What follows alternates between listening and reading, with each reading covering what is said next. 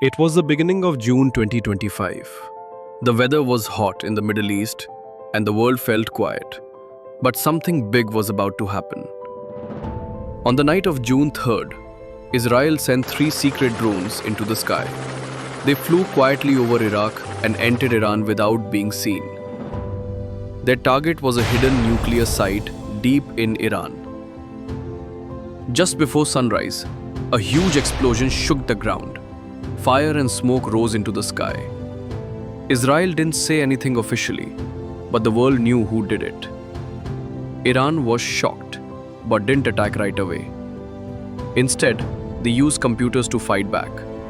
Cyber attacks hit Israel's banks, airports, and power systems. Traffic lights stopped working. ATMs were down.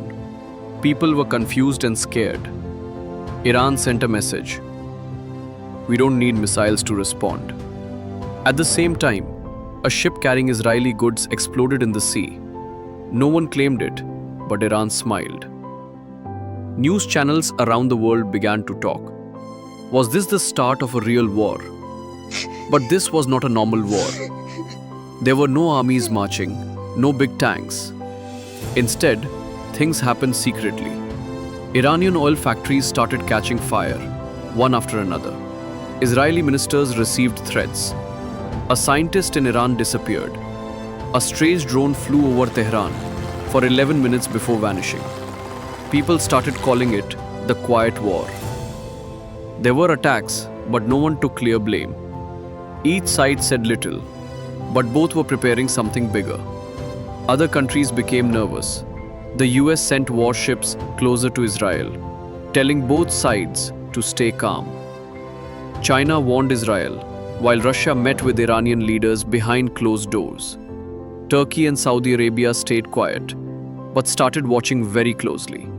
Then, something strange happened. Jerusalem suddenly went dark. No electricity, no internet, no phones, for 6 hours. Nobody explained why. Was it Iran's cyber attack? Or was Israel testing something new? In Iran, military planes began flying more often. Soldiers were seen near important buildings. At the same time, a missile site in northern Iran exploded at night. The government called it an accident, but people didn't believe it. By the end of June, fear was everywhere. Planes were flying in strange patterns. Some satellites picked up unknown signals. Secret messages were being sent on old radio channels. People were asking questions. Why hasn't anyone declared war? Who is behind the secret attacks? What is coming next? Nobody had the answers. Even world leaders stayed silent. One thing was clear. The real war hadn't started yet, but it was getting closer every day. Now, both Israel and Iran are ready, but neither side is making the next move. The world is waiting. The sky is quiet. But for how long? When Israeli jets struck Iran's drone bases near Isfahan, the ground shook like a giant waking up. Dust filled the skies and people in nearby villages saw flames dancing in the horizon. Children cried, soldiers swore revenge. Iran's supreme commander said just one sentence on national TV. This fire will not die quietly. Within hours, Iran's elite Quds force activated Operation Zulfiqar, a name whispered in military circles for years but never seen in action. Iran didn't respond with just missiles or drones. They opened their network of proxies, from Hezbollah in Lebanon to militias in Iraq and Syria. Suddenly, small rocket attacks began along Israel's northern border, one after another, like a beat, like a warning. But the real surprise came not from land, but from beneath the sea. In the Persian Gulf, Iran released underwater drones, silent torpedoes designed to track and disable enemy submarines.